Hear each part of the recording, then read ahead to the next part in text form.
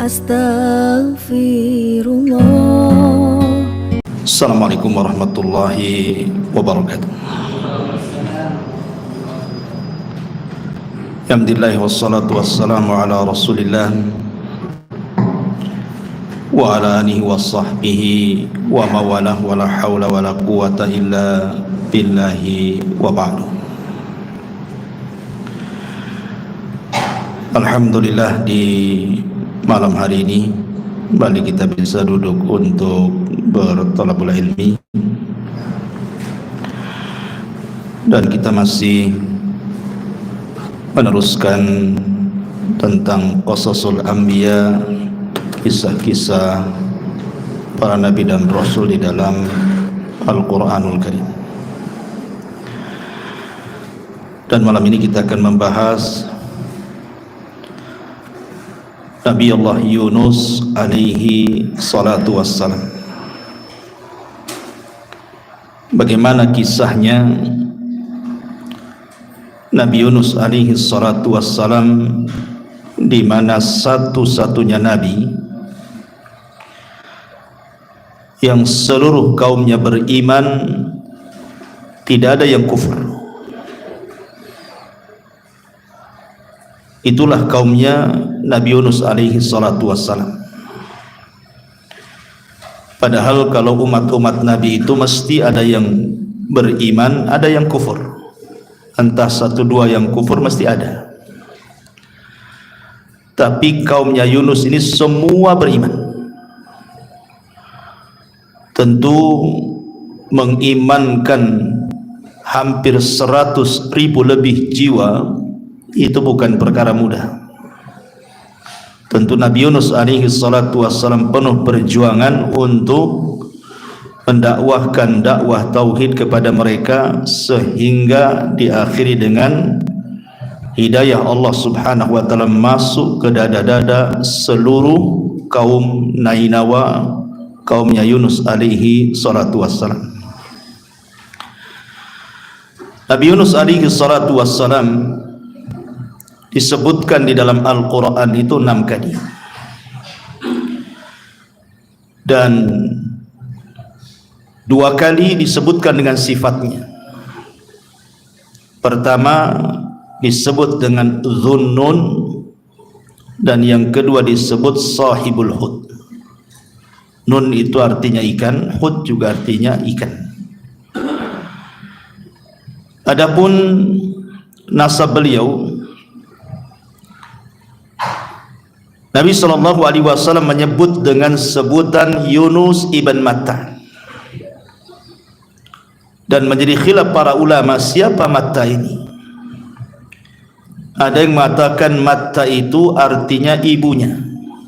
Jadi hanya ada 2 nabi dari seluruh nabi-nabi itu yang dinasabkan kepada ibunya, satu Isa ibnu Maryam, dan yang kedua Yunus ibn Matta. Ini satu pendapat. Tetapi pendapat yang rajih wallahu alam, sebagaimana disebutkan oleh Abul Faraj Al-Imam Ibnu Jauzi rahimahullahu taala, bahwa Matta itu bukan ibunya tetapi bapaknya. Dan Matta sendiri adalah keturunan daripada Ya'qub alaihi salatu wassalam.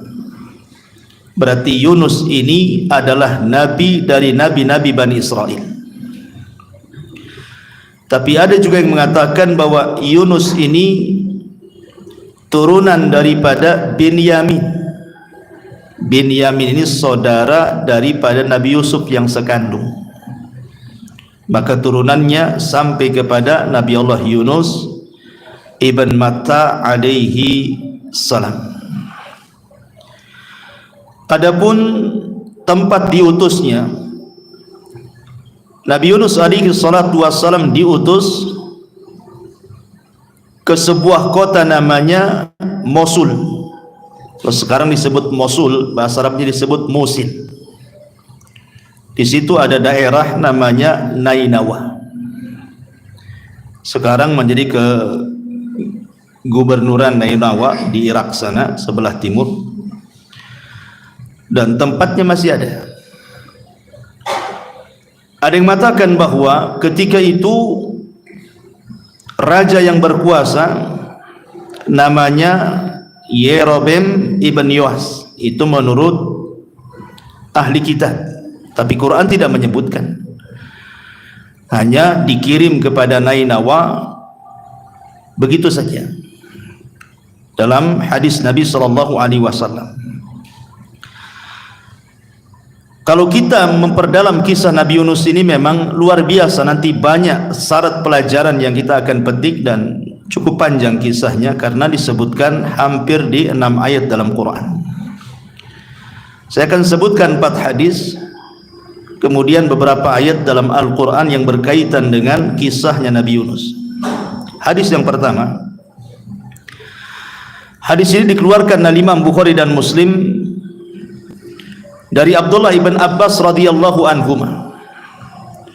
Nabi SAW bersabda, la yambagi li abdin an yakula ana khairun min Yunus ibn Matta.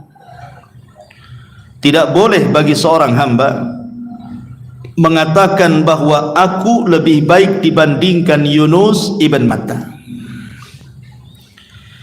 Bahkan dalam riwayat Abu Hurairah yang disahihkan oleh Syekh Nasiruddin Al-Albani rahimahullahu taala, Rasul mengatakan, ana man qala ana khairun min Yunus ibn Matta faqad kadzab. Barang siapa yang mengatakan saya lebih baik dibandingkan Yunus, maka dustakan kata-katanya. Sebagian para ulama ketika memahami dua hadis ini, bukan berarti kemudian Yunus lebih tinggi derajatnya atau lebih mulia dibandingkan Rasul, tidak. Boleh jadi kata para ulama, Nabi SAW mengatakan seperti ini karena belum tahu bahwa dia adalah afdalul anbiya, bahwa dia adalah seutama-utamanya Nabi, maka dia mengatakan seperti itu. Itu satu pendapat. Yang kedua, boleh jadi Rasul SAW mengatakan seperti itu karena tawadhu, karena Nabi SAW merendah dirikan dirinya dan tidak takabur, tidak sombong. Sebagaimana hadis Rasul mengatakan, ana sayyidu waladi ibni Adam yaumal qiyamah wala fakhr. Saya adalah pemimpin bagi seluruh anak-anak Adam dan saya tidak sombong. Artinya mengatakan seperti ini bukan dalam bentuk kesombongan, tetapi karena tawadhu dari sifat-sifat Rasul. Jadi Rasul ketika mengatakan, siapa yang mengatakan saya lebih baik dibandingkan Yunus, dustakan kata-katanya. Ini adalah perkataan bentuk tawadhu'nya Nabi sallallahu alaihi wa ala alihi wasallam, karena kenyataannya tentu Rasul jauh lebih mulia dibandingkan Nabi Yunus, ya. Karena beliau adalah ulul azmi, sayyidul anbiya'i wal mursalin. Adapun hadis yang masyhur yang nomor 2 yang sering didengar, la tufaddiluni ala Yunus ibn Matta, jangan kalian utamakan aku di atas Yunus ibn Matta. Hadis ini dikatakan oleh para ulama la asla lahu, tidak ada asalnya dalam lafaz seperti ini. Tetapi yang betul, yang rajih, yang sahih adalah hadis pertama yang saya tadi baca. Kemudian yang ketiga, disebutkan dalam musnad antara Utsman sedang duduk di masjid menghayal. Kemudian Sa'd bin Abi Waqqas mengucapkan salam, Assalamualaikum ya Utsman. Tapi Utsman tidak jawab. Assalamualaikum ya Utsman. Utsman tidak jawab. Assalamualaikum ya Utsman. Utsman pun tidak jawab. Akhirnya Sa'd bin Abi Waqqas marah, karena menjawab salam itu hukumnya wajib. Dan Rasul pernah mengatakan bahwa salah satu sebab orang itu akan tertanam saling cinta di antara kaum muslimin itu dengan afsyus salam, menyebarkan salam. Artinya ketika kita mengucapkan salam kok tidak dijawab, berarti ada masalah tuh. Ada apa dengan saya? Begitu maksudnya.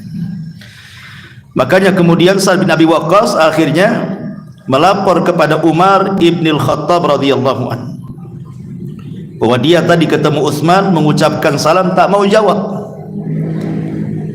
Akhirnya kemudian Umar pun memanggil Utsman ibn Affan radhiyallahu anhu.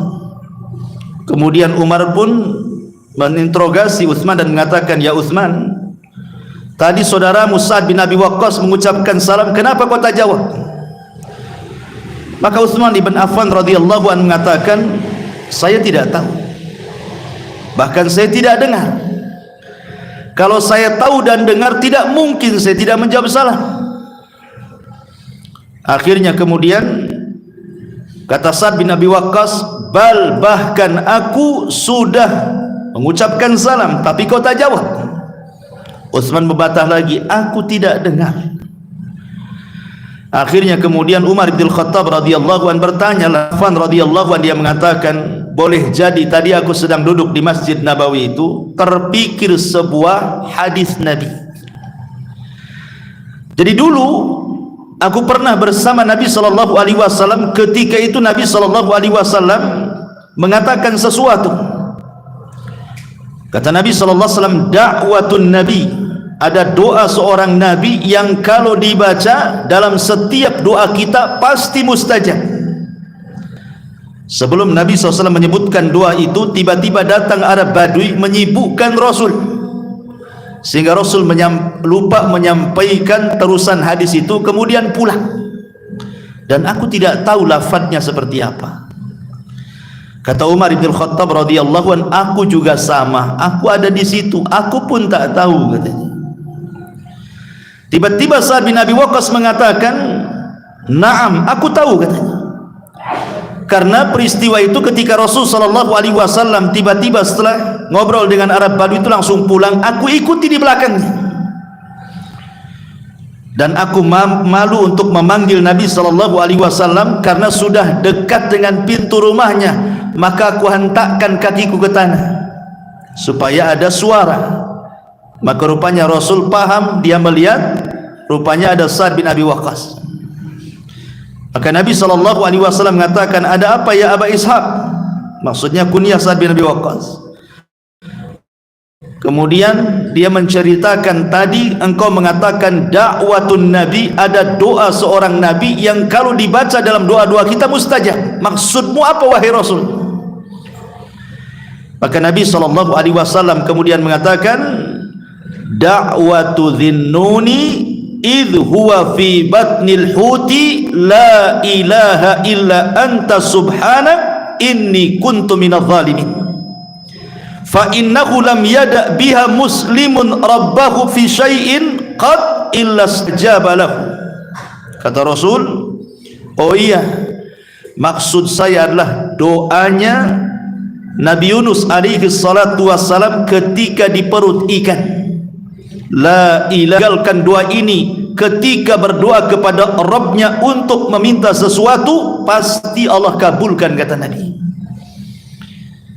Maka Utsman pun berterima kasih kepada Sa'ad dan juga Amirul Mukminin Umar bin Khattab karena Sa'ad hafal doa itu dari Nabi sallallahu alaihi wasallam. Syahidnya di sini apa? Sa'ad bin Abi Waqqas mendengar hadis dari Nabi sallallahu alaihi wasallam tentang doanya Dhinun. Dhinun itu maksudnya Nabi Yunus dengan doa la ilaha illa anta subhanaka inni kuntu minadh dhalimin. Artinya ada hubung kait antara Nabi Yunus dengan Nabi sallallahu alaihi wasallam. Ini riwayat yang ketiga. Riwayat yang keempat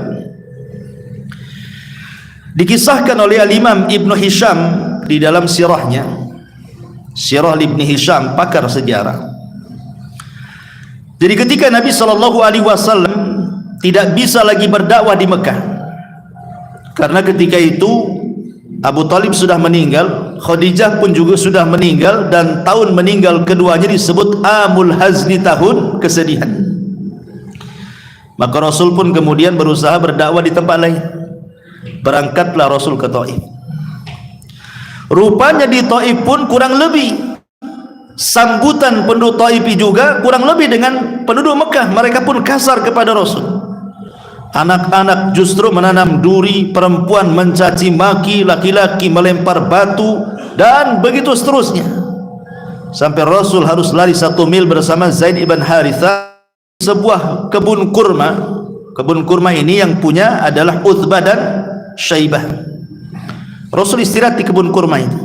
bersama Zaid ibn Harithah dengan luka di badan. Tiba-tiba kemudian Utbah dan Syaibah ini merasa kasihan. Lah Utbah dan Syaibah ini punya budak namanya Addas. Addas ini bukan orang musyrik, dia orang Nasrani. Dia jadi budaknya Utbah dan Syaibah. Jadi Utbah dan Syaibah ini meminta kepada Addas, wahai Addas, saya kasihan dengan orang itu, maksudnya Rasul dan Zaid ibn Harithah, bawakan makanan ini kepada dia. Akhirnya Addas pun membawa makanan dari Utbah dan Syaibah untuk Nabi dan Zaid ibn Harithah.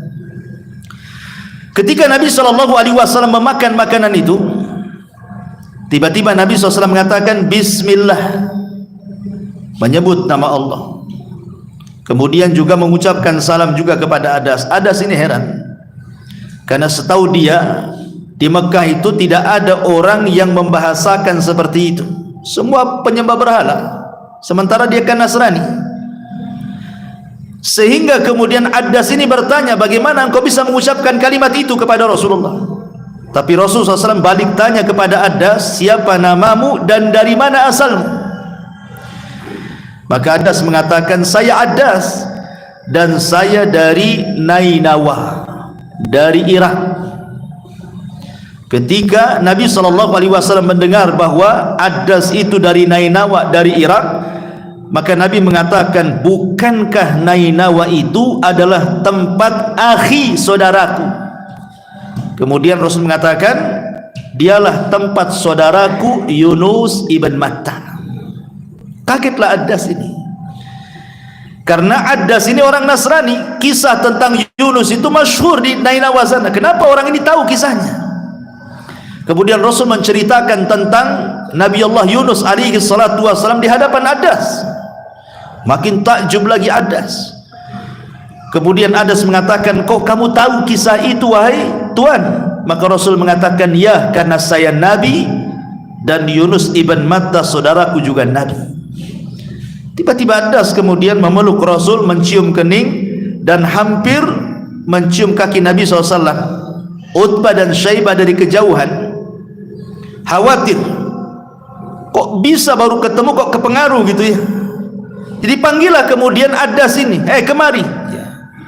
Kemudian kata Utbah dan Syaibah ini mengatakan, la yasrifuka an dinika fa inna dinaka khairun min dinihi. Addas, jangan kau ganti agamamu, kata. Agamamu lebih baik dibandingkan agama orang itu, kata. Syahidnya di sini apa? Nabi SAW menceritakan kisah Nabi Yunus di hadapan Addas, dan di sini tersebut tempat dakwah Nabi Yunus, Nainawa, Irak. Berarti ada hubung kait antara Nabi Yunus dengan Nabi SAW. Ini riwayat-riwayat yang sahih, yang masyhur tentang Nabi Yunus dalam hadis-hadis Nabi SAW. Baik, ini ditinjau dari hadis. Sekarang masuk pada ayat.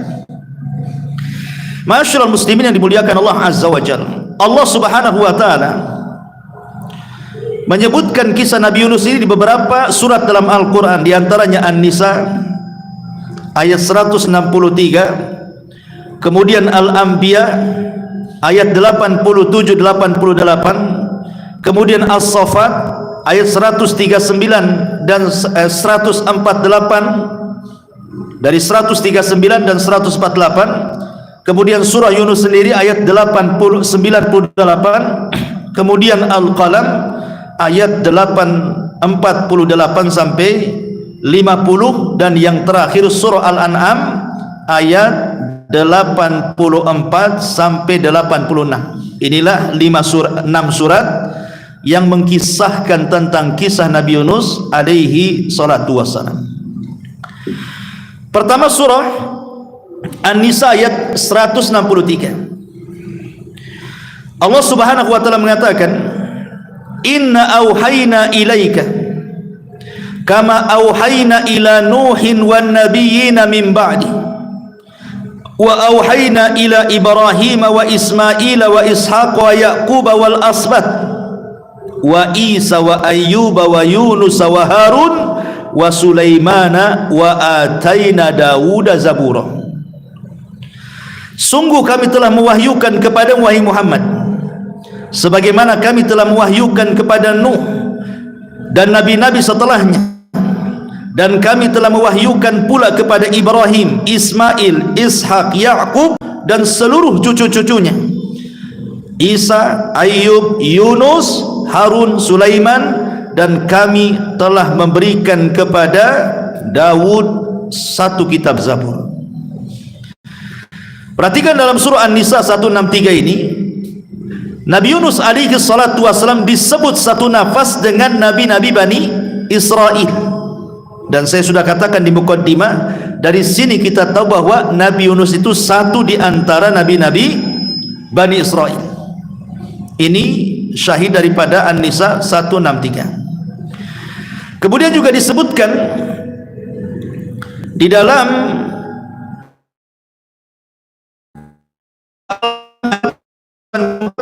sampai 80.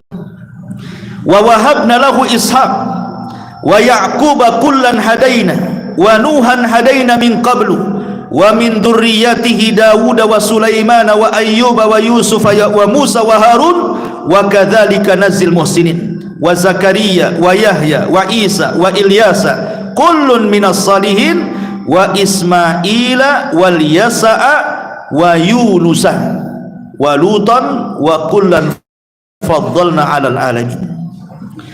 Dan kami telah menganugerahkan Ishak dan Yakub kepadanya, kepada keduanya masing-masing telah kami berikan petunjuk, dan kepada Nuh sebelum itu juga telah kami berikan petunjuk, dan kepada sebagian dari keturunan Nuh yaitu Daud, Sulaiman, Ayub, Yusuf, Musa dan Harun. Demikian pula kami memberikan balasan kepada orang-orang yang berbuat baik, dan Zakaria, Yahya, Isa, Ilyas, semuanya termasuk orang-orang soleh, dan Ismail, kemudian Al-Yasa, dan juga Yunus serta Lut, masing-masing kami lebihkan derajatnya di atas umat di masanya. Di sini pun tersebut kalimat Yunus dan dimasukkan dalam deretan nabi-nabi Bani Israel.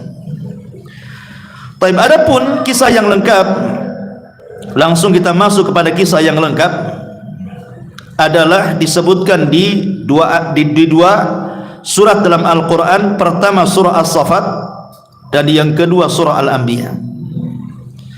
Kita masuk pada surah Al-Anbiya ayat 87 sampai 88. Disinilah dimulai kisahnya Nabi Yunus. Baik, Allah Subhanahu wa taala mengatakan, wa dhannuni idh dhahaba mughadiban fadhanna an lan naqdira alayhi fanada fi dhulumati an la ilaha illa anta subhanak inni kuntu minadh dhalimin fastajabna lahu wa najjaynahu minal ghammi wa kadzalika nunjil mu'minin. Dan ingatlah kisah Dhunnun.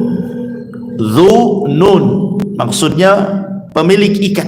Dhu itu pemilik, nun itu artinya ikan. Tapi yang dimaksud di sini adalah Yunus alaihi salatu wassalam, sebutannya adalah Dhunnun. Ketika dia pergi dalam keadaan marah, lalu dia menyangka bahwa kami tidak akan menyulitkan kehidupannya, maka dia berdoa dalam keadaan yang sangat gelap. Tidak ada Tuhan selain Engkau, Maha Suci Engkau, sungguh aku termasuk orang-orang yang zalim. Maka kami kabulkan doanya dan kami selamatkan dia dari kedukaan, dan demikianlah kami menyelamatkan orang-orang yang beriman. Kemudian lanjutannya dalam surah As-Saffat, wa inna Yunusa laminal mursalin idh abaqa ilal fulqil mashhun fasahama fakana minal mudhadin faltaqamahul hud wa huwa mulim falaula annahu kana minal musabbihina lalabitha fi batnihi ila yaumi yub'atsun fanabadnahu bil ara wa huwa sakin wa ambatna alaihi syajaratan min yaqtin wa arsalnahu ila mi'ati alfin aw yazidun fa amanu famatta'nahum ilahin. Dan sungguh Yunus benar-benar termasuk salah seorang rasul. Ingat, ketika dia lari dari kaumnya menuju kapal yang penuh muatan, kemudian dia ikut diundi, ternyata dia termasuk orang-orang yang kalah undian, maka dia ditelan oleh ikan besar dalam keadaan tercelah. Maka sekiranya dia tidak termasuk orang-orang yang bertasbih kepada Allah, niscaya dia akan tetap tinggal di perut ikan itu sampai hari dibangkitkan. Kemudian kami lemparkan dia ke daratan yang tandus, sedang dia dalam keadaan sakit. Kemudian untuk dia kami tumbuhkan sebatang pohon dari jenis labu, dan kami utus dia kepada 100.000 orang atau lebih. Lalu mereka beriman, karena itu kami anugerahkan kenikmatan hidup kepada mereka hingga waktu yang ditentukan. Ma'asyiral muslimin yang dimuliakan Allah Subhanahu wa taala, kita tahu bahwa Nabi Yunus alaihi salatu wassalam, dari ayat-ayat dan hadis-hadis yang kita baca tadi, Nabi Yunus diutus ke kaum yang disebut dengan Nainawa. Di mana Nainawa? Di Musil. Di mana Musil? Di Irak. Berapa jumlah kaum yang diutus Allah Yunus kepada mereka? Allah mengatakan 100.000 lebih. Itu jumlah kaumnya Nabi Yunus alaihi salatu wassalam. Mi'atu alfin au yazidun, 100.000 atau lebih dari itu. Ada orang yang kemudian hendak membuat syubhat dalam Quran dan mengatakan, masa Allah tidak tahu jumlah umatnya Nabi Yunus sehingga kesannya Allah mengira-ngira? Kenapa Allah tidak mengatakan 100.000 20 atau 100.000 30? Kan jelas gitu ya. Ini kalimatnya 100.000 atau lebih. Lah lebihnya berapa? Masa Allah tidak tahu katanya? Kita katakan bahwa ini hendak membuat syubhat dalam Quran. Kalimat au di sini ada dua penafsiran para ulama. Segi pandangan orang melihat ketika kerumunan orang, kan tidak bisa dipastikan. Oh, kira-kira sekian. Ini satu penafsiran. Penafsiran yang kedua, maksud au di sini artinya bal. Bal itu artinya bahkan dalam bahasa kitanya. Jadi 100.000 bahkan lebih, gitu maksudnya. Ada yang mengatakan lebihnya itu maksudnya 20.000, ada juga yang mengatakan 30.000, ada yang mengatakan 40.000. Jadi umatnya Nabi Yunus itu 120.000, ada yang mengatakan 130.000, ada yang mengatakan 140.000 umat.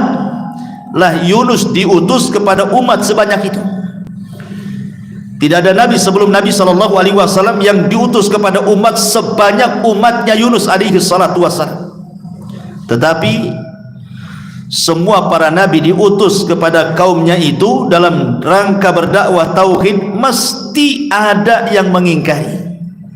Subhanallah, kata para ulama sejarah, ketika Nabi Yunus alaihi salatu wassalam berusaha mendakwahkan dakwah tauhid, rupanya tidak ada yang beriman kecuali 2 orang. Padahal Nabi Yunus itu berdakwah selama 33 tahun. Bukan waktu yang singkat 33 tahun itu, tapi yang masuk Islam cuma 2. Makanya Allah Subhanahu wa taala mengatakan di dalam Al-Qur'anul Karim tentang kisah-kisah Bani Israel, fariqan kadzabtum wa fariqan taqtulun. Ada sebagian umat itu yang mendustakan nabi-nabinya, ada sebagian umat itu yang lebih daripada itu membunuh para nabinya. Lah umatnya Yunus ini, mereka mendustakan dakwahnya Nabi Yunus alaihi salatu wassalam, hanya 2 orang yang beriman. Padahal tabiat nabi itu ikhwan, tidak diutus dari luar daerah. Pamannya lahir di Batam diutus di Jawa, enggak. Atau lahir di Medan diutus di Batam, tidak. Semua para nabi itu diambil dari kaumnya. Dan itu disyaratkan dalam Al-Quran surah An-Nahl ayat 89. Allah mengatakan wa yauma nab'atsu fi kulli ummatin syahidan 'alaihim min anfusihim wa ji'na bika syahidan 'ala haula. Allah mengatakan dan kami utus pada tiap-tiap umat ini saksi atas mereka dari kaumnya sendiri. Sebagaimana Nabi SAW lahir di Arab, maka dia berdakwah untuk bangsa Arab kala itu, tapi ajarannya untuk seluruh manusia. Maka Yunus pun itu lahir dari Nainawa. Untuk apa coba? Supaya orang-orang Nainawa Irak itu tahu dari mulai bayinya, remajanya, dewasanya sampai diangkat jadi nabi, bagaimana akhlaknya, bagaimana karakternya, bagaimana kehidupannya. Dan pasti Allah sudah mempersiapkan Yunus itu sebaik mungkin karena akan menjadi seorang nabi, sehingga tidak dicela kaumnya. Dan setiap nabi itu akan bicara dengan lisan kaumnya, dan itu disyaratkan juga di dalam surah Ibrahim ayat keempat. Allah mengatakan wa ma arsalna mir rasulin illa bilisani qaumihi, dan tidaklah kami utus tiap-tiap umat seorang rasul kecuali berbicara dengan lisan kaumnya supaya mudah dimengerti. Ya tidak mungkinlah kita orang Indonesia, Rasul kita orang Inggris tidak bisa bahasa Indonesia, kan susah pula dia, kita pula susah jadinya memahaminya kan? Artinya Allah Subhanahu wa ta'ala sudah mudahkan Yunus itu untuk berdakwah kepada kaumnya. Tapi subhanallah, persis seperti Allah katakan kadzalika ma atal ladzina min qablihim mir rasulin illa qalu sahirum majnun. Dan begitulah kami datangkan para nabi sebelum Nabi SAW, kecuali kaumnya mengatakan nabi itu tukang sihir ataupun nabi itu gila. Jadi kaumnya Yunus itu menggila-gilakan Yunus dan menganggap Yunus itu tukang sihir, sama dengan Rasulullah. Dikatakan tukang sihir, dikatakan orang gila, dikatakan pemecah belah. Dan ini ada pelajaran besar bagi kita. Siapapun antum yang mendakwahkan dakwah tauhid, maka sunnatud dakwah itu pasti ada orang yang akan memusuhi antum. Pasti ada. Siapapun yang berdakwah dakwah tauhid, pasti ada yang akan memusuhi antum. Sebagaimana para nabi dan rasul mendakwahkan dakwah tauhid, dimusuhi kaumnya. Karena itu sunnatud dakwah. Ma'asyiral muslimin yang dimuliakan Allah azza wa jalla, Yunus itu didustakan oleh kaumnya, hanya 2 orang yang beriman. Sebab itulah maka Nabi Allah Yunus alaihi salatu wassalam marah kepada kaumnya. Sudah 33 tahun berdakwah, tidak ada juga yang beriman. Akhirnya Yunus pun mengancam kaumnya, karena kalian sudah tidak mau beriman kepada Allah, kupastikan dalam 3 hari ini azab Allah akan menimpa kalian. Akhirnya kaumnya cuek-cuek saja, gak peduli dengan Nabi. Hari pertama tak pun nampak tuh tanda-tanda ada azab itu. Hari kedua juga sama, tak ada tanda-tandanya. Dan Nabi Yunus alaihi salatu wassalam akhirnya takut lebih didustakan kaumnya. Kalau setelah 3 hari juga tidak kunjung ada, tentu orang makin mendustakan dirinya. Maka dia pergi dari Nainawa. Rupanya ketika Yunus pergi itu hari ketiga, Allah Subhanahu wa ta'ala memperlihatkan azabnya kepada penduduk Nainawa dengan dikirim awan hitam yang siap menggulung mereka. Dari situlah kemudian tokoh-tokohnya, raja yang berkuasa dan juga tokoh-tokohnya, mereka baru sadar bahwa selama ini kita sia-siakan Nabi di tengah-tengah kita. Kita tidak beriman kepada dia sampai dia pergi. Dan sekarang Allah tunjukkan azab itu sudah ada tanda-tandanya. Akhirnya sang raja memerintahkan seluruh rakyat Nainawa yang berjumlah 100.000 lebih itu untuk bertobat kepada Allah Subhanahu wa ta'ala, beriman kepada syariat Yunus alaihi salatu wassalam. Sementara Nabi Yunus tidak tahu, dia kan sudah pergi. Kalau kaumnya sudah beriman, gitu masalahnya. Ma'asyiral muslimin yang dimuliakan Allah Azza wa Jalla, dari sini ada persoalan bahwa iman itu terbagi menjadi dua. Supaya antum paham, iman itu terbagi menjadi dua. Yang pertama, ada namanya iman itu sifatnya idtirari, terpaksa. Ada yang kedua, iman itu disebut ikhtiari, karena kehendaknya. Ada orang yang dipaksa beriman, ada yang karena kehendaknya beriman. Kalau terpaksa dan disebut idtirar, maka iman yang terpaksa itu tidak ada guna. Iman yang terpaksa itu tidak bermanfaat bagi pelakunya. Dan itu disebutkan di dalam Al-Quran. Allah mengatakan, falamma ra'au ba'sana qalu amanna billahi wahdah wa kafarna bima kunna bihil musyrikun wa kafarna bima kunna bihi musyrikin falam yaku yanfa'uhum imanuhum lama ra'au ba'sana sunnatallahi allati qad khalat min ibadihi wa khasira hunalikal kafirun. Maka ketika mereka melihat adab, mereka berkata, kami hanya beriman kepada Allah saja, dan kami ingkar kepada sesembahan yang telah kami persekutukan dengan Allah. Maka iman mereka ketika itu, ketika mereka telah melihat adab, maka kami anggap iman mereka tidak berguna lagi bagi mereka. Itulah ketentuan Allah yang telah berlaku terhadap hamba-hambanya, dan ketika itulah ruginya orang-orang kafir. Perhatikan Fir'aun, di ujung hayatnya dia mengatakan, amantu bima amanat bihi banu Israel. Aku beriman dengan apa yang diyakini Bani Israel kepada Musa. Pertanyaannya, manfaat enggak imannya Fir'aun ketika mengucapkan seperti itu? Tidak. Tetap saja Fir'aun ditolak keimanannya. Makanya dalam Islam itu, kalau kita cerita taubat, dalam Islam sendiri mengatakan bahwa taubat itu akan diterima kalau seandainya ada dua perkara. Satu, belum ditenggorokan. Sebagaimana hadis Nabi sallallahu alaihi wasallam, innallaha yaqbalu taubata 'abdin ma lam yughargir.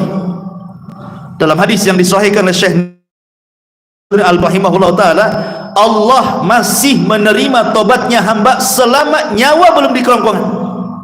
Artinya kalau sudah nyawa di kerongkongan, ya ditolaklah tobatnya. Kemudian yang kedua, selama matahari belum terbit dari arah barat.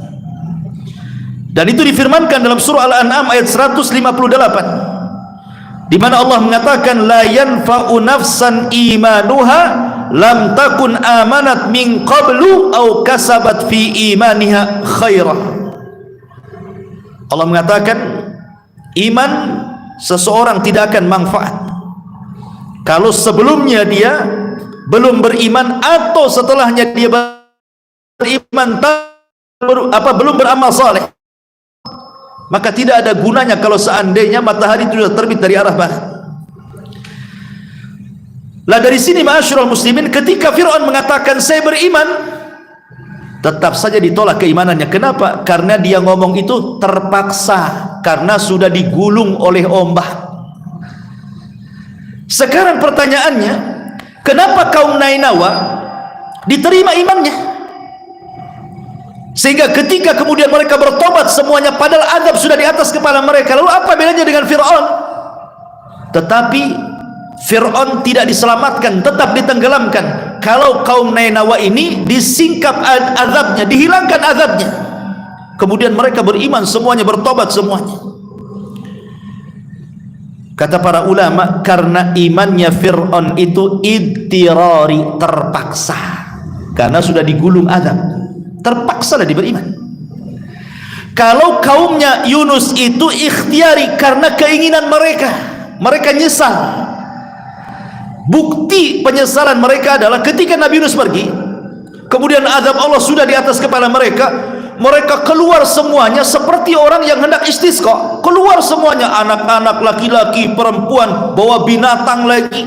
Kemudian ketika sampai di tanah lapang dipisahkan, anak-anak sebelah sini, ibu-ibu dan bapak-bapak sebelah sana, anak-anak binatang sebelah sini, induk-induk binatang sebelah sana, sengaja dipagar sehingga anak-anak nangis, binatang-binatang juga anak-anak yang menjerit menengok induk yang dipisahkan itu, dan semua menangis, mulai dari anak-anak, kemudian orang dewasa, laki-laki, perempuan, dan betul-betul mereka ingin bertobat kepada Allah Azza wa Jalla. Sebab itulah azabnya dihilangkan, ya. Berarti keimanan penduduk Nainawa itu bukan terpaksa, tapi karena ikhtiar, keinginan mereka ingin tobat, makanya mereka diterima. Dari sini Allah katakan di dalam Al-Quranul Karim ketika menjelaskan tentang tobatnya penduduk Nainawa ini, apa firman-Nya? Allah mengatakan dalam surah Yunus 98, falaula kanat qaryatun amanat fanafa'aha imanuha illa qauma Yunus lamma amanu kashafna anhum adzabal khizyi fil hayatid dunya wa matta'nahum ilahin.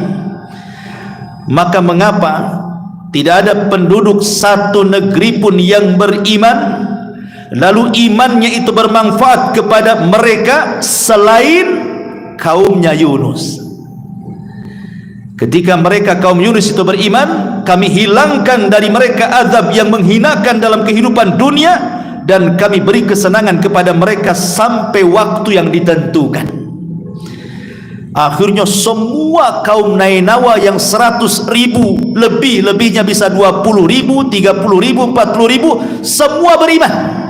Tidak ada satupun kaum yang beriman semuanya kecuali kaum Nainawa. Kalau sebelumnya nabi-nabi adalah yang beriman, ada enggak gitu ya. Nabi SAW saja ada yang beriman, ada yang enggak kan gitu. Abu Jahal tak beriman, Abu Lahab enggak beriman, bahkan orang terdekatnya Rasul Abu Thalib tak beriman juga. Tapi kaum Nainawa ini semua beriman. Ajaib gitu ya. Ma'asyiral muslimin yang dimuliakan Allah Subhanahu wa taala. Ketika mereka beriman itu, Nabi Yunus tidak tahu, karena dia sudah pergi masalahnya, pergi dalam posisi marah dia. Makanya tadi Allah Subhanahu wa taala katakan wa dzannun, dan Nabi Yunus alaihi salatu wassalam, Dhunnun itu idzahaba mughadibah, dia pergi dalam kondisi marah.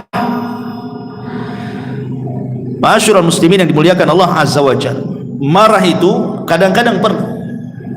Sebagaimana Nabi SAW dikisahkan oleh Aisyah radhiyallahu anha ummul mukminin, apa kata Rasulullah? Kata Aisyah radhiyallahu anha, ma daraba Rasul sallallahu alaihi wasallam syai'an qad biyadi wala imra'ah wala imra'atan wala khadiman illa an yujahida fi sabilillah. Rasul itu tidak pernah memukul dengan tangannya sedikit pun, baik kepada istri-istrinya ataupun kepada pembantu-pembantunya, kecuali dalam rangka jihad. Kalau dalam jihad dia harus mengayunkan pedang lah. Kemudian kata Aisyah di ujung hadis, ya, dia mengatakan wa manila minhu syai'un qad fayantakimu min sahibihi illa an yantahika syai'un min maharimillah fayantakimu lillahi azza wajalla. Dan Rasul tidak pernah marah untuk membalas sesuatu dengan kemarahannya, kecuali kalau di hadapan ada orang-orang merobek kehormatan Allah. Kalau ada orang-orang yang merobek kehormatan Allah, melanggar yang diharamkan Allah Subhanahu wa taala, di sini Rasul marah. Rasul marah. Makanya ketika ada seorang wanita dari Bani Mahzumah, wanita ini anak pejabat, mencuri ketahuan. Kemudian orang-orang dari Bani Mahzum mengatakan, cobalah seseorang datang kepada Rasul, janganlah, dia kan wanita mulia, anak pejabat, masa mau dihukum dipotong tangan, kasihanlah dia. Akhirnya orang-orang ini mengatakan, coba kalau kalian datangi Usama bin Zaid. Bukankah Usama bin Zaid itu sahabat yang paling dicintai Nabi, karena dia anak daripada Zaid ibn Harithah, anak angkatnya. Coba lobby dia, mudah-mudahan berhasil agar Rasul tidak menghukum wanita pejabat dari Bani Mahzumah itu. Maka kemudian Usama datang kepada Rasul menceritakan bahwa dia diutus oleh Bani Mahzum supaya Rasul jangan menghukum wanita yang mencuri itu, karena wanita itu anak pejabat. Maka Nabi SAW marah dan mengatakan, innama ahlakal ladzina qablakum annahum kanu idza saraqa fihimus syarib taraku wa idza saraqa fihimudh dhaif aqamu alaihi al-had wa aimullah law Fatimah binta Muhammadin saraqat laqata'tu yadaha, kata Rasul. Kata Nabi SAW, enak saja hancurnya umat sebelum kalian, kata Rasul, apabila pencurinya orang-orang mulia, kalian tinggalkan hukumannya. Apabila pencurinya orang-orang lemah, kalian pula tegakkan hukumannya. Demi Allah, kalau seandainya Fatimah putri Muhammad mencuri, ku potong sendiri tangannya. Bisa. Marah itu penting kalau dalam masalah melihat kemungkaran, ikhwan. Maka Nabi Yunus itu marah gitu. Sudah didakwai selama 33 tahun, tidak pula beriman kepadanya. Sudah diancam-ancam azab, tidak pula beriman kepadanya. Makanya dia pergi dalam kondisi marah. Rupanya Yunus tidak tahu kalau kaumnya sudah beriman, itu masalahnya. Akhirnya Allah Subhanahu wa ta'ala menguji Yunus alaihi salatu wassalam. Kenapa? Karena dia belum diizinkan pergi dari kaumnya, dia berijtihad sendiri keluar hijrah dari kaumnya. Beda dengan Lut alaihi salam. Kenapa dia meninggalkan Sodom kemudian hijrah ke Palestina? Karena Allah Subhanahu wa ta'ala sudah mengutus 3 malaikat memberitahu kaum Lut dan memberitahu Nabi Lut bahwa ni subuh akan datang azab kepada kaummu, kau pergi. Berarti Nabi Lut diizinkan kan? Makanya dia pergi. Setelah pergi datanglah azab oleh Allah Subhanahu wa ta'ala lewat malaikat Jibril dengan satu sayapnya, diangkatnya kaum Sodom ke langit, kemudian dihujani meteor, kemudian ditumpahkan lagi ke bumi, dan sekarang jadi laut mati. Lut keluar hijrah karena ada izin. Nabi Ibrahim alaihi salatu wassalam berdakwah kepada Namrud di Irak.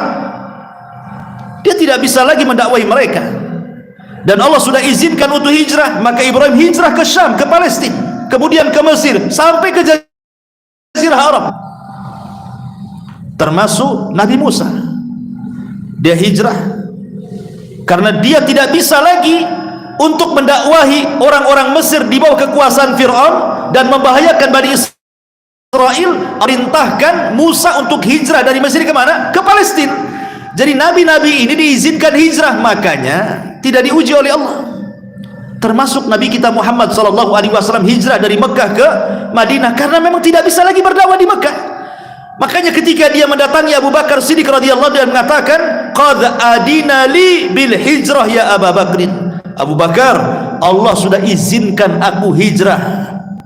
Kata Abu Bakar, as-suhbatu suhbatu Rasul. Bolehkah aku menjadi temanmu hijrahmu, menjadi teman hijrahmu? Kata Rasul, as-suhbatu suhbatu ya Abu Bakrin. Boleh kau jadi temanku. Maka Rasul pun setelah dapat izin Allah keluar dari Mekah hijrah ke Madinah. Lah Nabi Yunus ini belum ada izin, dia main keluar gitu saja. Makanya kemudian Allah Subhanahu wa ta'ala menguji Nabi Yunus alaihi salatu wassalam.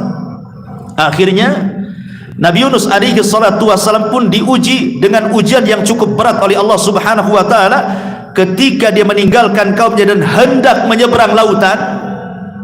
Maka dia melihat ada kapal penuh dengan muatan dan penuh dengan penumpang juga. Akhirnya Nabi Yunus alaihi salatu wassalam naiklah ke kapal tersebut, naik ke kapal tersebut, kemudian mengambil tempat duduk di ujung, ya, karena penuh barang, penuh orang.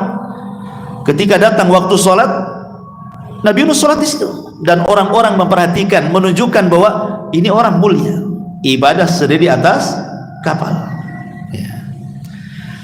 Tiba-tiba ma'asyiral muslimin yang dimuliakan Allah Subhanahu wa ta'ala, ketika kapal ini sudah mulai berjalan ke tengah lautan. Ada yang mengatakan tiba-tiba ada ikan paus atau ikan besar yang hendak menyerang perahu. Satu pendapat dari kalangan ahli tafsir, nggak ada dalilnya ya. Ini kan pendapat saja. Ada juga yang mengatakan tiba-tiba datang petir sehingga menggoyang kapalnya. Kapal penuh dengan muat, bisa saja dia robohkan begitu. Tapi ada juga yang mengatakan bahwa datang ombak besar sehingga mengombang-ambingkan kapal, sehingga tidak harus dikurangi beban kapalnya. Kalau tidak, tenggelamlah kapal ini. Mulailah mereka mengeluarkan barang-barang di atas kapal untuk mengurangi beban kapal itu. Tapi sudah banyak dibuang barang-barang pun masih juga over kapasitas. Begitulah tamaknya orang kan, apalagi pedagang itu. Kapal ini kadang-kadang di luar kapasitasnya masih dijejeli barang saja kan. Penumpang tuh sudah seatnya habis masih juga masuk, berdirilah di situ. Kalau saya lihat di India itu kereta itu, masya Allah, perasaan itu yang duduk di atas kereta itu tidak lebih banyak daripada di atas keretanya. Makin banyak penumpang di atas keretanya. Ma'asyiral muslimin yang dimuliakan Allah Azza wa Jalla. Akhirnya kemudian orang-orang pun berpikir, ini harus ada yang dikorbankan di antara kita. Tidak mungkinlah kita ini tenggelam rame-rame di sini. Kemudian dimintai kesepakatan semua orang yang dalam kapal itu, bagaimana kalau kita buat undian qara. Akhirnya kemudian sepakat mau tidak mau yang terkena undian, karena sudah kesepakatan harus loncat. Mulailah kemudian diundi satu persatu. Siapa? Bang Karim, loncat. Siapa lagi? Siapa lagi? Loncat. Terakhir pula nama Yunus keluar. Orang-orang sebagian tafsir mengatakan tidak mau Yunus itu meloncat. Kenapa? Karena ada orang yang tahu di kapal itu bahwa dia seorang nabi. Jangan dia, yang lain saja katanya. Atau ada juga yang berpendapat bahwa tidak ada yang tahu tetapi dia orang asing, tapi karena ketika dia masuk perahu dia sholat, berarti dia bukan orang jahat, dia orang baik-baik, orang mulia. Dan mereka sangat menghargai orang asing sehingga mereka mengatakan, oh jangan, ini kan bukan orang sini katanya, kita undi orang-orang kita saja katanya. Akhirnya diundi ulang, Yunus lagi keluar, terpaksalah kemudian Nabi Yunus alaihi salatu wassalam harus keluar dari kapal itu. Ma'asyiral muslimin yang dimuliakan Allah Subhanahu wa taala. Ada yang mengatakan bahwa kenapa alasan kemudian Nabi Yunus alaihi salatu wassalam diberikan bala oleh Allah seperti itu. Tadi kita sudah sebutkan satu alasannya. Karena Yunus meninggalkan kaumnya tanpa izin dari Allah Subhanahu wa taala sehingga dia harus masuk ke dalam perut ikan. Tapi ada juga yang mengatakan bahwa Allah ingin pertunjukkan ketika Yunus melemparkan dirinya ke dalam perut ikan bahwa dia ada seorang nabi, memiliki mukjizat, bahwa dia tidak akan apa-apa dengan perut ikan itu. Dengan diambil oleh ikan itu nggak akan mati dia, dan itu bentuk mukjizatnya. Ada juga yang mengatakan Allah ingin memberitahu tentang kudrah dan iradahnya, kebesaran Allah Subhanahu wa taala. Allah mampu mengutus ikan besar kemudian melahap Nabi Yunus, kemudian mengeluarkan kembali dan tidak ada cacat sedikit pun, tetap hidup dan sehat bugar gitu ya. Ada juga yang mengatakan Allah hendak mentarbiyah Nabi Yunus supaya makin kokoh lagi dengan keimanannya, sehingga harus diuji dulu, dan ujiannya adalah dengan cara ditelan ikan tadi. Akhirnya kemudian ketika Nabi Yunus melemparkan dirinya dari perahu itu, rupanya Allah sudah siapkan ikan besar kemudian mencaplok Nabi Yunus. Tapi Allah katakan kepada ikan itu, ikan, kau tidak boleh memakan dagingnya dan tidak boleh merontokkan tulangnya, dan itu bukan rizkimu. Sehingga ikan itu hanya menelan saja, karena Allah sudah perintahkan jangan memakan dagingnya, jangan merontokkan tulangnya, dan itu bukan rizkimu. Ya ditelan gitu saja. Bahkan ada sebagian ahli tafsir mengatakan ikan yang makan Nabi Yunus dimakan ikan lebih besar lagi, ikan dalam ikan lagi. Bayangkan, jadi ikan ini makan Nabi Yunus, datang lagi ikan, dicaplok lagi ikan yang makan ikan Nabi Yunus itu. Dari sinilah kenapa Allah Subhanahu wa taala mengatakan wa nada fi dzulumat, pakai jamah, dan Nabi Yunus berdoa kepada Allah dalam kegelapan-kegelapan. Zulumat jama' artinya Yunus masuk dalam 3 kegelapan. Kegelapan di perut ikan, kegelapan di dasar laut, kegelapan di tengah malam. Masuk ikan itu ke dalam dasar bumi, ke dalam dasar lautan itu. Ma'asyiral muslimin yang dimuliakan Allah Azza wa Jalla, berapa lama Yunus ini di perut ikan itu, dan apa yang dimakan sehingga dia tidak mati di dalamnya? Sebagian ahli tafsir, sebagaimana disebutkan Imam Ibnu Katsir di dalam tafsirnya, membawakan beberapa pendapat para ulama. Di antaranya ada yang mengatakan Nabi Yunus itu tinggal di perut ikan arba'ina yauman, 40 hari. Dan ini pendapat Sa'id ibn Abil Hasan al-Basri. Kemudian yang kedua, ada juga yang mengatakan sab'ata ayamin, wakila thalathata ayam. Ada yang mengatakan tidak sampai 40 hari. Nabi Yunus itu hanya 7 hari atau 3 hari. Dan ini pendapat Imam Atha dari Ja'far As-Sadiq. Ada juga yang mengatakan Nabi Yunus alaihi salam itu di perut ikan, dia masuk di waktu duha, ditelan di waktu duha gitu ya. Kemudian di waktu ketika tenggelam matahari dilepehkan sama ikan. Jadi hanya 1 hari saja, tidak sampai 40 hari, apalagi 7 ataupun 3 hari, cuma sehari saja.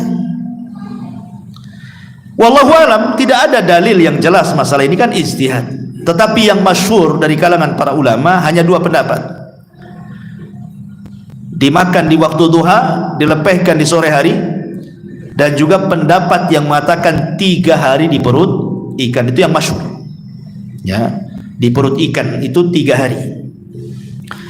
Lalu apa yang dimakan 3 hari pun kalau di perut ikan dasar lautan? Kalau tidak makan ya gemetar juga lah kita. 1 hari antum tak makan ya gemetar. Makan makanan yang dimakan ikan yang dalam perutnya ya nggak ada cerita juga gitu. Artinya wallahu alam, yang jelas Allah buat Nabi Yunus itu hidup di dalam perut ikan. Bahkan ketika Nabi Yunus alaihi salatu wasallam di perut ikan itu, dia sadar dia itu hamba Allah yang sudah bermaksiat kepada Allah Azza wa Jalla. Akhirnya ketika dalam perut ikan itu, dia berjanji dalam perut ikan itu dia akan membuat tempat khusus untuk sujud, buat masjid dalam perut ikan itu. Dan dia mengatakan, aku akan jadikan perut ikan sebagai masjidku, sehingga tidak ada manusia yang pernah sujud di dasar lautan kecuali aku, katanya. Maka Nabi Yunus pun kemudian bertasbih dalam perut ikan. Makna tasbih itu artinya sholat. Nabi Yunus itu sholat di perut ikan. Kenapa? Nabi SAW dikisahkan oleh Jabir bin Abdullah radhiyallahu anhu, kana Nabi SAW idza hajabahu amrun fazi'a ila shalah. Rasul itu kalau ada masalah yang tidak bisa keluar, maka sebagai penyelesaiannya Rasul langsung salat. Dari sini Allah katakan wasta'inu bis sabri wassalah, mintalah pertolongan dengan sabar dan salat. Artinya kalau antum ada masalah, dan semua kita pasti ada masalah, maka minta masalah ini diselesaikan oleh Allah Azza wa Jalla, karena dia yang mengirim masalah, dia yang akan mengurai masalah. Caranya gimana? Sholat, berdoa dalam sholat agar masalah kita cepat diselesaikan. Itu yang dilakukan Nabi Yunus alaihi salatu wasallam dalam kegelapan. Maka Yunus alaihi salatu wasallam di dalam 3 kegelapan itu, dia berusaha meminta pertolongan kepada Allah Azza wa Jalla dengan cara apa? Bertasbih. Awalnya Yunus ini ragu-ragu, mungkinkah Allah mendengar tasbih dia sementara dia berada di perut ikan di dasar lautan di tengah malam? Tapi Allah perdengarkan tiba-tiba tasbihnya penduduk laut yang ada dasar laut. Tiba-tiba Yunus mendengar tasbihnya batu, tasbihnya ikan, macam-macam bertasbih. Dari sayup-sayup kedengaran orang ada makhluk yang bertasbih. Ya, karena Allah mengatakan wa im min kulli syai'in illa yusbihuna bihamdi. Tidak ada satupun yang Allah ciptakan di permukaan bumi kecuali semua makhluknya bertasbih kepada Allah. Tetapi kan kita tidak tahu bagaimana tasbih mereka. Tapi Yunus diperdengarkan. Maka sejak dia diperdengarkan tasbih itulah, maka dia pun kemudian berdoa dan bertasbih kepada Allah Subhanahu wa taala, la ilaha illa anta subhanaka inni kuntu minadh dhalimin. Subhanallah. Nabi Yunus alaihi salatu wasallam tidak berdoa tapi berzikir. Nabi Yunus tidak mengatakan ya Allah tolong aku, selamatkan aku, tidak. Tapi Nabi Yunus alaihi salatu wasallam hanya mengatakan la ilaha illa anta, tidak ada sembahan yang berhak disembah kecuali engkau, subhanak, maha suci engkau, inni kuntu minadh dhalimin, memang aku yang termasuk orang zalim ya Rabb, aku salah meninggalkan kaumku pada kau belum izinkan. Lihat bagaimana orang-orang yang ingin bertobat, tirulah tobatnya Nabi Yunus alaihi salatu wassalam. Kalau kita ada masalah ikhwatu fiddin, harusnya kita ini introspeksi dosa apa yang sudah kita lakukan. Lihat Yunus, dia tidak mengatakan ya Allah selamatkan, persis seperti perkataan Nabi kan. Ketika Nabi SAW dilempari oleh penduduk Taif itu, Rasul tidak mengatakan ya Rabb aku kan Nabi, kenapa kau biarkan orang-orang yang melempariku itu. Beginikah balasan seorang Nabi ya Rabb, harus dilempari batu? Tidak, Rasul tidak mengatakan seperti itu. Sama dengan Yunus juga mengatakan ya Rabb aku loh sudah 33 tahun berdoa, begini rupanya balasannya, kau telankan aku di perut ikan. Tidak juga Yunus mengatakan seperti itu. Tetapi dua Nabi yang mulia ini Rasul mengatakan hanya innama ashku dha'fa quwwati, ya Allah hanya aku menjadikan kau aduanku dalam setiap kelemahanku. Kemudian Rasul mengatakan illam takun alayya sakhotun fala ubali, kalau orang-orang Taif yang melempari aku itu bukan bentuk azabmu, aku enggak peduli ya Rabb. Mereka mau melempari, mau mencaci maki, terserah, yang jelas itu bukan azab yang kau kirimkan. Maka harusnya seperti itu. Jadi tidak ada mengeluh dalam kehidupan ini kan. Jadi kalau ada masalah cepat mengadu kepada Allah, kalau ada masalah cepat mengadu kepada Allah. Ini kalau ada masalah, masya Allah, tasakhut, Allah pula bukan jadi tempat aduan, Allah pula menjadi tempat sasaran celaan orang itu. Si aku aja ya Rabb yang miskin itu, kok si fulan pula tak miskin-miskin katanya. Si anakku saja yang sakit, kenapa anak orang itu sehat-sehat katanya. Allah pula jadi sasaran, objek celaan kita yang mendapatkan ujian, padahal ujian itu untuk mengangkat derajat kita sebenarnya kalau orang itu paham. Lah Nabi Yunus ini mengajarkan sebuah pelajaran luar biasa juga. Apa itu? Man istajala qabla awanih uqiba bihirmani, barang siapa yang bersegera untuk mendapatkan sesuatu belum waktunya, maka Allah akan hukum dengan diharamkan keinginannya. Contoh, anak ingin dapat waris orang tuanya, lama kali bapak ini mati nih, kasihlah racun di kopi, mati bapaknya. Dapat waris? Tidak, karena kaidahnya siapa yang bersegera ingin mendapatkan sesuatu belum waktunya, justru diharamkan keinginannya, warisnya haram selamanya, nggak dapat dia. Contoh yang kedua, ada orang ngebet ingin kawin, nampak nih wanita yang saya cintai dah cerai sama suaminya nih. Ini kesempatan lagi, saya lamar dia. Tapi wanita itu kan baru diceraikan, belum habis masa idah. Harusnya tunggu dulu masa idahnya baru nikahi. Ini enggak, karena sudah ngebet. Udah cerai belum? Udah bang, 2 hari. Besok kita kawin katanya. Kawin, justru tidak sah perkawinannya. Kenapa? Karena dia menikah di waktu wanita itu belum keluar idahnya. Berarti hukumannya apa? Ketika dia nekat nikah, maka selamanya diharamkan wanita di sampai kiamat. Kenapa? Man istajala qabla awanih uqiba bihirmani. Kalau tergesa-gesa ingin mendapatkan sesuatu belum waktunya, justru diharamkan keinginannya. Artinya bahwa Yunus ini tergesa-gesa, makanya kemudian diberikan ujian. Makanya Nabi SAW mengajarkan kepada kita dari kisah Nabi Yunus itu, disebutkan dalam surah Al-Qalam itu kan, wala takun kasahibil huti idnada wa huwa maqdum. Jangan pernah engkau wahai Muhammad seperti Yunus ketika dia berdoa dalam kondisi sedih. Maknanya apa?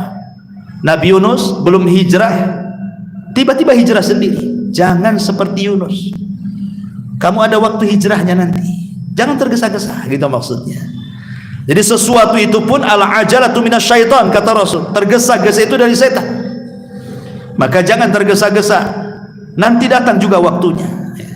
Ma'asyiral muslimin yang dimuliakan Allah Azza wa Jalla. Kemudian juga pelajaran lain apa?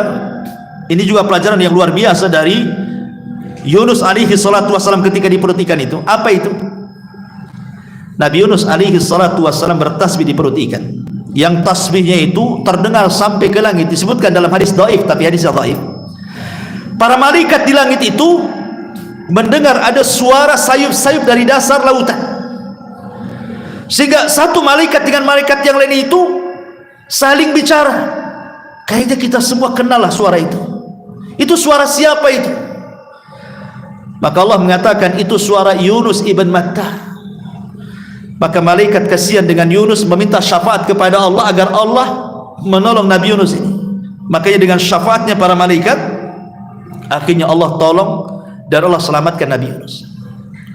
Sebenarnya bukan syafaat malaikat, tetapi Nabi Yunus itu mengajarkan kepada kita tentang amalan sirriyah, amalan yang tidak ada yang tahu kecuali dia dengan Allah subhanahu wa ta'ala. Siapa yang tahu Nabi Yunus dalam perut ikan bertasbih? Mau riak sama siapa? Ketika itu belum ada handphone, kecuali Nabi Yunus bawa handphone ke dalam perut ikan selfie, yang mungkin ya. Nggak ada handphone di zaman itu. Mau riak sama siapa di perut ikan dasar lautan lagi, di kegelapan malam lagi? Jadi murni dia ikhlas lillahi ta'ala. Dia sujud bertasbih, la ilaha illa anta subhanaka inni kuntu minadh dhalimin. Kata para ulama, di antara manfaat amalus sir, amal yang tidak terang-terangan, yang tahu hanya kita dengan Allah saja, salah satunya adalah daf'ul bala, bahwa Allah subhanahu wa ta'ala akan mencegah adanya bahaya yang akan menimpa kita, dan kita bisa keluar dari bahaya itu. Contohnya apa? Seperti kisah Ashabul Ghar. 3 orang yang masuk ke dalam gua, tiba-tiba batu datang menutup pintu gua, tidak bisa keluar orang ini. Mereka mengatakan matilah kita di sini, katanya. Akhirnya tiga-tiganya azam untuk bertawasul dengan amalus sir, amal-amal rahasia yang tahu hanya mereka dengan Allah saja, dengan birrul walidain, dengan sedekah dan amanah, dan dengan menjaga kehormatan. Tiba-tiba batu menggelinding dan mereka bisa keluar. Ya, sama dengan Nabi Yunus ini. Dia melakukan amalus sir di dalam perut ikan, akhirnya Allah selamatkan. Makanya pentinglah dalam hidup kita ini ada amalan-amalan yang tidak ada yang tahu kecuali Allah saja. Gunanya apa? Di saat kita lagi kesulitan, kita bertawasulah dengan amalan itu. Ya Rabb, dulu aku pernah sholat malam, gak ada yang tahu kecuali aku saja, dan aku ikhlas. Aku lagi susah nih ya Rabb, tolong. Kan enak ya. Tapi masalahnya, amalan mana di antara amalan kita yang tersembunyi, ikhwan? Semua tampak masalahnya. Sholat kalau bisa orang tahu, sedekah kalau bisa orang muji, gitu ya. Haji kalau bisa orang tahu, kemudian disebut Pak Haji, Bu Haji, dan begitu seterusnya. Kayaknya amalan kita ini maunya itu dibicarakan. Kembali bahwa setelah itu kemudian Nabi Yunus alaihi salatu terus bertasbih. Akhirnya Allah katakan, faltaqamahul hut wa huwa mulim falaula annahu kana minal musabbihin la labisa fi batnihi ila yaumi yub'atsun. Maka dia ditelan oleh ikan besar dalam keadaan tercela, maka sekiranya dia tidak termasuk orang-orang yang bertasbih kepada Allah, niscaya dia tidak akan pernah keluar dari perut ikan itu sampai kiamat dibangkitkan. Tapi karena dia seorang nabi yang bertasbih, maka Allah keluarkan dia dari perut ikan. Ikan naik ke atas, dilepehkan Nabi Yunus. Di mana coba? Di tanah tandus. di tanah tandus, nggak ada apa-apa di situ. Nggak ada pohon, nggak ada binatang, nggak ada makanan, nggak ada minuman. Padang tandus, padang pasir, dilepaskan di situ. Ada yang mengatakan kondisi Yunus seperti bayi baru dilahirkan itu, lemas. Ya. Akhirnya Allah Subhanahu Wa Taala disebutkan dalam ayat selanjutnya, Allah tumbuhkan satu tumbuhan. Apa itu? Fanabadnahu bil ara wa huwa fa ambatna alaihi syajaratan min yaqtin, dan kami tumbuhkan untuk dia sebatang pohon dari jenis labu. Jadi ketika dilepaskan kan masih lemas dia, tiba-tiba Allah tumbuhkan satu tumbuhan di dekat kepalanya, kemudian tumbuhan itu menutupi wajahnya, menutupi badannya itu, tiba-tiba cepat aja dia tumbuh, daunnya membesar, kemudian langsung berbuah. Enak tuh kalau kita punya biji labu, ya kan? Pagi tanam, sore panen. Nah, tapi kan tak ada. Ya, ini kan cerita-cerita mukjizat, ya kan? Atau nanam pohon mangga, pagi tanam peloknya, besok pula ada panen. Mangga ajaib itu. Ya. Lah Yunus diletakkan pohon labu. Sedikit faedah labu kata para ulama. Labu ini ad-dawa wasyifa wal ghada. Buah-buahan sejenis labu itu dikatakan oleh para ulama dia adalah ad-dawa, bisa jadi obat. Asyifa bisa jadi stamina kesehatan, al-ghada bisa jadi makanan. Dan Nabi Shallallahu Alaihi Wasallam sangat mencintai labu. Sebutkan dalam hadis, karena Nabi Shallallahu Alaihi Wasallam yuhibbuhu wa yaqul innaha syajaratu akhi Yunus. Nabi itu suka makan labu dan dia katakan inilah makanan saudaraku Yunus. Bahkan Anas bin Malik radhiyallahu mengatakan, suatu ketika aku diundang makan bersama Nabi Shallallahu Alaihi Wasallam. Tiba-tiba Rasul dalam makanan itu, dalam lauknya mencari-cari lauk labu. Dan Anas memperhatikan, ya, rupanya Rasul suka labu. Sejak itulah kata Anas, aku disukakan labu karena Rasul suka dengan labu. Gak tahu antum suka labu atau enggak nih? Nabi suka. Kenapa? Ada yang mengatakan bahwa labu ini bermanfaat. Kalau di Arab sana, Rasul itu selalu mencampurkan makanan labu dengan kurma. Jadi makan bareng-bareng tuh, labu, kurma langsung dimakan. Kenapa? Karena kurma itu membawa panas, labu itu membawa dingin. Jadi kalau makan kurma terus-terusan di musim panas, tensi darah naik. Tapi kalau makan labu terus-terusan di musim dingin, tensi darah merendah. Bisa darah rendah, datang penyakit darah rendah akhirnya. Ketika mencampurkan yang panas dan dingin, stabilah itu tekan darah itu. Itu dari segi kesehatan. Lah kenapa kemudian labu itu dikatakan oleh para ulama asyifa wad dawa wal ghada? Dia obat, stamina dan makanan. Itu pula yang ditumbuhkan di samping Nabi Yunus itu. Makan labu dia. Makanya setelah makan ada tenaga. Ketika itulah maka Nabi Yunus alaihi salatu wassalam pertama dia berjumpa dengan penggembala kambing. Kemudian dia cerita, akhirnya penggembala kambing ini menceritakan tentang kisah Nainawa, bahwa mereka sudah beriman semuanya. Senanglah Yunus. Maka Yunus pun kemudian kembali ke Nainawa, terus mengokohkan keimanan Nainawa yang jumlahnya 100.000, ada yang mengatakan 100.000 dan bahkan lebih-lebihnya bisa 20.000, 30.000, 40.000, semua beriman kepada Allah, dan Allah berikan nikmat yang melimpah kepada kaum Nainawa kala itu, sampai akhirnya Allah takdirkan Nabi Yunus meninggal dunia. Tetapi ya, yang namanya kaum-kaum dulu diceritakan dalam Al-Quran, setelah meninggal nabinya, sedikit demi sedikit mereka pun kufur kepada Allah Subhanahu wa ta'ala. Maka setelah mereka kufur, Allah utus lagi seorang nabi setelah Yunus alaihi salatu wassalam. Siapa nabinya? Ya tunggu minggu depan. Wallahu alam.